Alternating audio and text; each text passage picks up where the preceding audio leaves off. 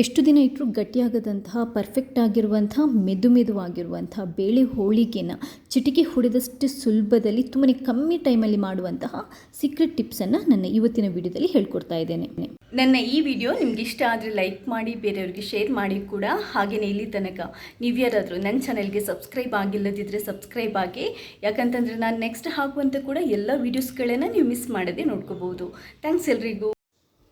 ಈ ಮೆದುವಾಗಿರುವಂತಹ ಬೇಳೆ ಹೋಳಿಗೆನ ಮಾಡಲಿಕ್ಕೆ ಮೊದಲನೆಯದಾಗಿ ನಾನು 1 ಕಪ್ಪಷ್ಟು ಕಡಲೆಬೇಳೆನ 2 ಕಪ್ಪಷ್ಟು ನೀರು ಹಾಕಿ ಕುಕ್ಕರಲ್ಲಿ 3 ವಿಜಿಲಾಗಿ ಬೇಯಿಸಿದ್ದೇನೆ. ಬೇಳೆ ಬೆಂದು ಮೆತ್ತಗಾಗಬೇಕು. ಬೇಳೆ ಬೇಯಿಸಿದ ನೀರನ್ನು ನೀವು ಬಿಸಾಡ್ಬೋದು, ಇಲ್ಲ ಇಡ್ಬೋದು. ಬೇಳೆನ ಫಿಲ್ಟರ್ ಮಾಡಿಕೊಂಡು ಇಟ್ಕೊಂಬಿಡಿ. ಬೇಳೆ ತುಂಬ ಗಟ್ಟಿಯಾಗಬಾರ್ದು, ತುಂಬ ಮೆತ್ತಗಾಗಬಾರ್ದು, ಮೀಡಿಯಮ್ ಆಗಿ ನೀಟಾಗಿ ಬೆಂದಿರಬೇಕು. ಅದಾದ ನಂತರ ಸ್ಟವ್ ಮೇಲೆ ಪ್ಯಾನ್ ಇಟ್ಟು 2 ಟೇಬಲ್ ಸ್ಪೂನಷ್ಟು ತುಪ್ಪನ ಹಾಕ್ಕೊಂಡು ಈಗ ಬೇಯಿಸಿದ ಬೇಳೆನ ಹಾಕ್ಕೊಳ್ಳಿ. 1 ಕಪ್ ಬೇಳೆಗೆ 1 ಕಪ್ ಬೆಲ್ಲನ ಹಾಕೋಬೋದು. ಅರ್ಧ ಕಪ್ಪಷ್ಟು ಕಾಯಿ ತುರಿ, ಒಂದು ಸ್ವಲ್ಪ ಬಿಡಿಸಿರುವಂಥ ಏಲಕ್ಕಿ, ಇಷ್ಟನ್ನು ಹಾಕಿಬಿಟ್ಟು ಹೂರಣಕ್ಕೆ ನಾವು ರೆಡಿ ಮಾಡ್ಕೋಬೇಕು. ಇದನ್ನ ಬಿಸಿ ಮಾಡ್ಕೋಬೇಕು. ಮೀಡಿಯಮ್ ಫ್ಲೇಮ್ ಇಟ್ಕೊಂಡು ಬೆಲ್ಲನ ಕರಗಿಸ್ಬಿಟ್ಟು ಬೇಳೆನ ಮಾಯಿಶ್ಚರ್ ಎಲ್ಲ ನೀಟಾಗಿ ತೆಗೆದುಬಿಡಬೇಕು. ಕಾಯಿ ತುರಿ ಕೂಡ ನೀಟಾಗಿ ಅದರ ಪಸೆಯೆಲ್ಲ ಹೋಗಬೇಕು.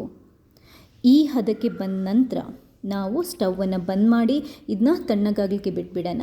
ಅದಾದ ನಂತರ ಇವಾಗ ಹೂರಣಕ್ಕೆ ಒಂದು ಮಿಕ್ಸಿಗೆ ಈ ಮಿಕ್ಸನ್ನು ಹಾಕ್ಕೊಂಡು ನೀಟಾಗಿ ಗ್ರೈಂಡ್ ಮಾಡಿ ಇದನ್ನ ಪುಡಿ ಮಾಡ್ಕೋಬೇಕು. ಹೂರಣನ ಕರೆಕ್ಟಾಗಿ ಪರ್ಫೆಕ್ಟಾಗಿ ಗ್ರೈಂಡ್ ಮಾಡಬೇಕು. ಬೇಳೆ ಸ್ವಲ್ಪ ಇಡಿಯಾಗಿ ಉಳ್ಕೊಂಡೇ ಇರಬಾರ್ದು, ಯಾಕಂತಂದರೆ ಇಲ್ಲದಿದ್ದರೆ ಲಟ್ಟಿಸುವಾಗ ನಿಮಗೆ ಹೋಳಿಗೆ ಅದು ಒಬ್ಬಟ್ಟು ಹರಿದೋಗುತ್ತೆ. ಹೂರಣ ಉಂಡೆ ಕಟ್ಟಲಿಕ್ಕೆ ಕರೆಕ್ಟಾಗಿ ಬಂದಿದೆ. ಈ ಥರ ಹೂರಣನ ಉಂಡೆ ಮಾಡಿಕೊಂಡು ರೆಡಿ ಮಾಡ್ಕೊಳ್ಳಿ. ಇವಾಗ ಇದಕ್ಕೆ ನಾವು ಕಣಕನ ರೆಡಿ ಮಾಡ್ಕೋಬೇಕು. ಅದಕ್ಕೆ ತುಂಬಾ ಸಿಂಪಲ್. 1 ಕಪ್ಪಷ್ಟು ಬೇಳೆ ತಗೊಂಡ್ರೆ 1 ಕಪ್ಪಷ್ಟು ಮೈದಾ ಹಿಟ್ಟು, 1 ಟೇಬಲ್ ಸ್ಪೂನಷ್ಟು ರವೆ, ಸೂಜಿ ರವೆ, ಚಿರೋಟಿ ರವೆ, ಉಪ್ಪಿಟ್ಟು ರವೆ ಯಾವುದು ಬೇಕಾದರೂ ಆಗುತ್ತೆ. ಸ್ವಲ್ಪ ಅರಿಶಿನ ಪುಡಿ, ಸ್ವಲ್ಪ ಉಪ್ಪು ನಿಮ್ಮದು ಆಪ್ಷನಲ್. ಕೆಲವರು ಹಾಕ್ತಾರೆ, ಕೆಲವರು ಹಾಕಲ್ಲ, ನಿಮ್ಮ ಇಷ್ಟ. ಹಾಕ್ಕೊಂಡು ನೀಟಾಗಿ ಒಂದ್ಸರಿ ಕೈಯಿಂದ ಮಿಕ್ಸ್ ಮಾಡ್ಕೊಳ್ಳಿ. ಮಿಕ್ಸ್ ಮಾಡಿದಾದ ನಂತರ ಸ್ವಲ್ಪ ನೀರನ್ನು ಹಾಕಿ ಫಸ್ಟ್ ಇದನ್ನ ಮಿಕ್ಸ್ ಮಾಡ್ಕೊಳ್ಳೋಣ.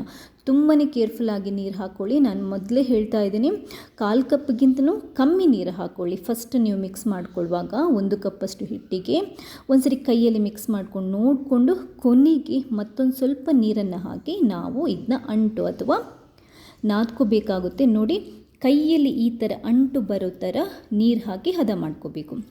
ಒಂದ್ಸರಿ ಹದ ಮಾಡ್ಕೊಂಡಾದ ನಂತರ 1-2 ಟೇಬಲ್ ಸ್ಪೂನಷ್ಟು ಕುಕ್ಕಿಂಗ್ ಆಯಿಲ್, ನಾನು ಕೋಕೋನಟ್ ಆಯಿಲನ್ನು ಹಾಕ್ಕೊತಾ ಇದ್ದೀನಿ. ಹಾಕ್ಕೊಂಡು ಇವಾಗ ಹಿಟ್ಟನ್ನು ಎಷ್ಟಾಗುತ್ತೋ ಅಷ್ಟು ನೀಟಾಗಿ ನಾದ್ಕೋಬೇಕು. ಅದನ್ನ ಹೊಡೆದುಬಿಟ್ಟು ಕೈಯಿಂದ ಒತ್ತಿಬಿಟ್ಟು ಪ್ರೆಸ್ ಮಾಡಿಬಿಟ್ಟು ತುಂಬಾ ಅಂತಂದರೆ ತುಂಬಾ ನೀಟಾಗಿ ನಾದ್ಕೋಬೇಕು. ಇದೇ ನಿಮಗೆ ತುಂಬಾ ಮೇನ್. ಈ ಹಿಟ್ಟು ಇರುತ್ತಲ್ವ, ಈ ಥರ ರಬ್ಬರ್ ಥರ ಅಂಟಿಗೆ ಬರಬೇಕು. ನೋಡಿ, ಪರ್ಫೆಕ್ಟಾಗಿ ಇದೇ ಥರ ಬರಬೇಕು. ಇಲ್ಲದಿದ್ದರೆ ನಿಮಗೆ ಇಮ್ಮಿಡಿಯೇಟಾಗಿ ಹೋಳಿಗೆ ಮಾಡಲಿಕ್ಕೆ ಆಗಲ್ಲ. ಈ ಥರ ಹಿಟ್ಟನ್ನು ನೀವು ರೆಡಿ ಮಾಡಿಕೊಂಡ್ರೆ ಇದನ್ನ ನೆನೆಸಿಡುವಂತಹ ಅವಶ್ಯಕತೆಯೇ ಇಲ್ಲ. ಫಟ್ ಅಂತ ಹಿಟ್ಟನ್ನು ಹದ ಮಾಡೋದು, ಹೋಳಿಗೆನ ಲಟ್ಟಿಸ್ಕೊಳ್ಳೋದು ಅಷ್ಟೇ. ನೋಡಿ, ಹಿಟ್ಟನ್ನು ಹದ ಮಾಡ್ಕೊಂಡಿದ್ದೀನಿ. ಉಂಡೆನ ಸ್ವಲ್ಪ ತಗೊಂಡ್ಬಿಟ್ಟು ಕೈಯಲ್ಲಿ ಈ ಥರ ಚಿಕ್ಕ ಚಪಾತಿ ಥರ ಮಾಡಿಕೊಂಡು ಅದಕ್ಕೆ ಹೂರಣನ ಇಟ್ಬಿಟ್ಟು ಇದನ್ನ ಇವಾಗ ಹಿಟ್ಟಿಂದ ಲಾಕ್ ಮಾಡ್ತಾ ಇದ್ದೀನಿ. ನೋಡಿ, ಈ ಥರ ಫೋಲ್ಡ್ ಮಾಡಿಕೊಂಡು ಲಾಕ್ ಮಾಡ್ಕೊಳ್ಳಿ.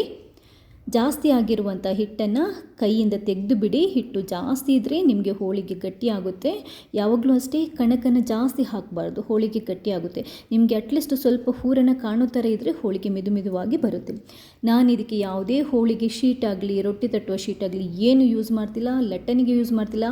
ಕೈಯಲ್ಲೇ ಒತ್ತಿಬಿಟ್ಟು ನೋಡಿ ಹೋಳಿಗೆ ಮಾಡ್ತಾಯಿದ್ದೀನಿ. ಹೂರಣ ಕಂಡರೂ ಕೂಡ ನಿಮಗೆ ನೋಡಿ ಹೋಳಿಗೆ ಎಲ್ಲೂ ಕಟ್ಟಾಗಿಲ್ಲ, ಎಷ್ಟು ಮೆದುವಾಗಿ ಬರ್ತಾ ಇದೆ ನೋಡಿ. ಇವಾಗ ಸ್ಟವ್ ಮೇಲೆ ಒಂದು ಪ್ಯಾನ್ ಇಡಿ, ಅದನ್ನ ಕಾಯಿಸ್ಕೊಳ್ಳಿ. ಮೀಡಿಯಮ್ ಫ್ಲೇಮ್ ಇಟ್ಕೊಂಡು ಕಾದ ನಂತರ ಸ್ವಲ್ಪ ತುಪ್ಪನ ಸವರ್ಬಿಟ್ಟು ನೋಡಿ ಕೈಯಿಂದನೇ ಈ ಹೋಳಿಗೆನ ಹಾಕ್ಕೊತಾ ಇದ್ದೀನಿ. ಕೈಗೆ ಅಂಟೋದು ಇಲ್ಲ, ಏನೂ ಇಲ್ಲ. ನೀವು ನೋಡ್ತಾ ಇದ್ದೀರ, ಲೈವ್ ಆಗಿ ನಾನು ತೋರಿಸ್ತಾ ಇದ್ದೀನಿ. ಯಾವುದೇ ಹೋಳಿಗೆ ಶೀಟನ್ನು ನಾನು ಯೂಸ್ ಮಾಡಿಲ್ಲ. ಹೋಳಿಗೆ ಕೂಡ ನಿಮಗೆ ಎಷ್ಟು ಮೆತ್ತಗೆ ಬರುತ್ತೆ ಅಂತ ತೋರಿಸ್ತೇನೆ. 2 ಕಡೆನೂ ತುಪ್ಪ ಸವರ್ಕೊಂಡು ಕಾಯಿಸ್ಕೊಳ್ಳಿ. ಹೋಳಿಗೆ ಕಾಯಿಸುವಾಗ ಉರಿ ತುಂಬ ಜಾಸ್ತಿ ಇಟ್ಕೋಬೇಡಿ, ರೊಟ್ಟಿ ಥರ ಆಗುತ್ತೆ. ಹಾಗೆಯೇ ಹೋಳಿಗೆನ ತುಂಬ ಜಾಸ್ತಿ ಕಾಯಿಸಬಾರ್ದು. ನೋಡಿ, ನೀಟಾಗಿ ಉಬ್ಬಿ ಕೂಡ ಬರ್ತಾ ಇದೆ. ನಿಮಗೆ ನೋಡಿದರೆ ಗೊತ್ತಾಗುತ್ತೆ ಪರ್ಫೆಕ್ಟ್ ಆಗಿರುವಂಥ ಹೋಳಿಗೆ ಅಥವಾ ಬೇಳೆ ಒಬ್ಬಟ್ಟು ರೆಡಿಯಾಗಿದೆ. ಇದನ್ನ ನೀವು ಎಷ್ಟು ಹೊತ್ತು ಬೇಕಾದರೂ ಇಟ್ಟು ಯಾವಾಗ ಬೇಕಾದರೂ ತಿನ್ನಿ, ಒಂದು ಚೂರು ಗಟ್ಟಿ ಆಗಲ್ಲ. ನಿಮಗೆ ನಾನು ಓಪನ್ ಮಾಡಿ ತೋರಿಸ್ತೀನಿ ನೋಡಿ. ನಾನೇನು ಹೇಳೋ ಅವಶ್ಯಕತೆ ಇಲ್ಲ, ನಿಮಗೆ ಲೈವಾಗಿ ಕಾಣ್ತಾ ಇದೆ ಎಷ್ಟು ಚೆನ್ನಾಗಿ ಈ ಹೋಳಿಗೆ ಬಂದಿದೆ ಅಂತ ನೋಡಿ. ಯಾವತ್ತೂ ಹೂರಣದ ಉಂಡೆ ಸ್ವಲ್ಪ ಜಾಸ್ತಿ ಮಾಡ್ಕೊಳ್ಳಿ. ನಿಮಗೆ ಹಿಟ್ಟಿನ ಉಂಡೆ ಸ್ವಲ್ಪ ಕಮ್ಮಿ ಸೈಜ್ ಇರಬೇಕು, ಯಾಕಂತಂದರೆ ಹೂರಣ ಜಾಸ್ತಿ ಇದ್ದರೆ ಹಿಟ್ಟು ನೋಡಿ ಮೇಲ್ಗಡೆ ಪದರ ತೆಳ್ಳಗೆ ಬಂದಿದೆ, ಒಳಗಡೆ ಹೂರಣ ನೀಟಾಗಿ ಕೂತ್ಕೊಂಡಿದೆ ನೋಡಿ, ಎಷ್ಟು ನೀಟಾಗಿ ಬಂದಿದೆ ನೋಡಿ. ಇದು ನಾನು ಹಾಟ್ ಬಾಕ್ಸಲ್ಲಿ ಹಾಕಿ ಸಾಯಂಕಾಲದ ನಂತರ ನಾನು ನಿಮ್ಗೆ ಇದನ್ನ ತೋರಿಸ್ತಾ ಇದ್ದೀನಿ. ಇವಾಗ ಕೂಡ ಎಷ್ಟು ಮೆತ್ತಗಾಗಿದೆ ನೋಡಿ, ನಾನು ಜಾಸ್ತಿ ತುಪ್ಪ ಕೂಡ ಹಾಕ್ಕೊಂಡಿಲ್ಲ ನೋಡಿ. ತುಂಬಾ ಅಂತಂದರೆ ತುಂಬಾ ಮೆತ್ತಾಗಿದೆ, ಸಖತ್ ರುಚಿಯಾಗಿ ಕೂಡ ಬರುತ್ತೆ. ಬೇಳೆ ಹೋಳಿಗೆ ಆ್ಯಕ್ಚುಲಿ ತುಂಬಾ ರುಚಿ ಕೂಡ. ಇದು ನಾನು ಸಾಯಂಕಾಲದ ನಂತರ, ನಾನು ಬೆಳಗ್ಗೆ ಮಾಡಿದವಳು, ಸಾಯಂಕಾಲದ ನಂತರ ನಾನು ನಿಮಗೆ ತೋರಿಸ್ತಾ ಇರೋದು ಇದೇ ಹೋಳಿಗೆ ಹಾಟ್ ಬಾಕ್ಸಲ್ಲಿ ಇಟ್ಟಿರುವಂಥದ್ದು. ಪರ್ಫೆಕ್ಟಾಗಿ ಮೆದುವಾಗಿ ಸೂಪರ್ ಆಗಿದೆ. ಈ ಹೋಳಿಗೆ ರೆಸಿಪಿ ನಿಮಗೆ ಇಷ್ಟ ಆದರೆ ಲೈಕ್ ಮಾಡಿ, ಬೇರೆಯವರಿಗೆ ಶೇರ್ ಮಾಡಿ. ಹಾಗೆಯೇ ಇಲ್ಲಿ ತನಕ ನೀವು ಯಾರಾದರೂ ನನ್ನ ಚಾನಲ್ಗೆ ಸಬ್ಸ್ಕ್ರೈಬ್ ಆಗಿಲ್ಲದಿದ್ದರೆ ಸಬ್ಸ್ಕ್ರೈಬ್ ಆಗಿ ನನ್ನ ಈ ಪ್ರಯತ್ನ ಇದೇ ಥರ ಸಪೋರ್ಟ್ ಮಾಡ್ತಾನೆ ಇರಿ. ಥ್ಯಾಂಕ್ಸ್ ಎಲ್ರಿಗೂ.